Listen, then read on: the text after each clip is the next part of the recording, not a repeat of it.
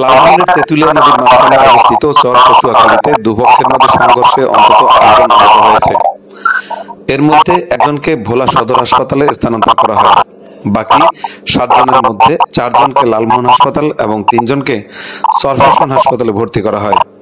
আজ সোমবার দুপুরে চর কচুয়াখালীর রূপসী গুচ্ছ গ্রামে স্থানীয় আনিচুল হক এবং ফারুক সারেং গ্রুপের মধ্যে এই সংঘর্ষের ঘটনা ঘটে বলে জানা গেছে।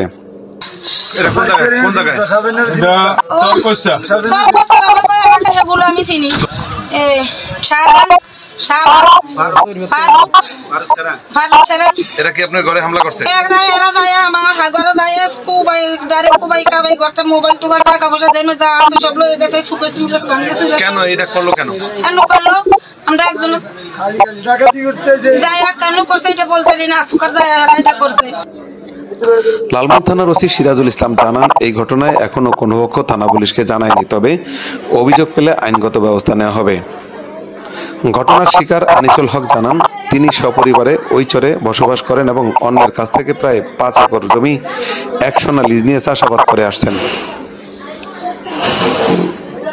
গত 2 দিন আগে ওই জমিতে আমলের বীজতলা করেন। সোমবার দুপুরের দিকে ওই জমিতে কেন বীজতলা করা হয়েছে এই জন্য স্থানীয় ফারুক সারেং তার দলবল নিয়ে আনিসুল হকের পরিবারের উপর নির্বিচারে হামলা করতে থাকে।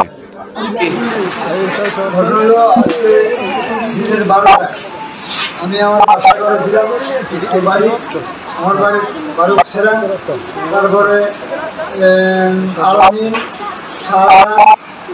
তারপরে রাসেল, আব্দুল আলী, আরো অনেকে ছিল, লোক যোগা ছিল 30 জনের ওভার। আমি ওর সমস্ত লোকের নাম জানি না। হামলার এক পর্যায়ে রূপসী গুচ্ছ গ্রামে অবস্থিত আনিচলের দখলে থাকা কয়েকটি ঘরে তছনছ চালিয়ে ভাঙচুর ও লুটপাট চালান ফারুক সারেং এর লোকজন। দেখেছি একের সময় 3টা ঘরে ঢুকি 3টা ঘরের ভিতরে আলমারি, সুন্দর, শোকেস, খাট আর সব ভাঙি তছনছের টাকা পয়সা আমার ছিল সব নিয়ে গেছে। হামলায় আনিচুল হক, তার প্রথম স্ত্রী সুরমা, দ্বিতীয় স্ত্রী রিনা, ছেলে আরিফ, ছেলের বউ রিঙ্কু বেগম এবং মেয়ে লাইজু বেগম আহত হন। এর মধ্যে আরিফকে ভোলা সদর হাসপাতালে পাঠানো হয়েছে। এদিকে আনিসুল হকের এসব অভিযোগ অস্বীকার করে ফারুক সারেং জানান, ওই জমি তাদের। ওই জমিতে কোনো ধরনের চাষাবাদ করতে আনিসুল হককে আগ থেকে নিষেধ করা সত্ত্বেও সে জমিতে বীজতলা করেন। এ ব্যাপারে আনিসুল হককে জিজ্ঞেস করতে গেলে তার ছেলে মেয়ে সহ পরিবারের লোকেরা দা এনে নিয়ে হামলা করে। এতে শিফন, মিলন ও জামাল নামের 3 জন আহত হয়।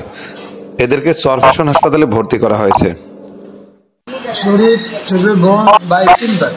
আমি তো ধান পেলে আরো 3 দিন আগে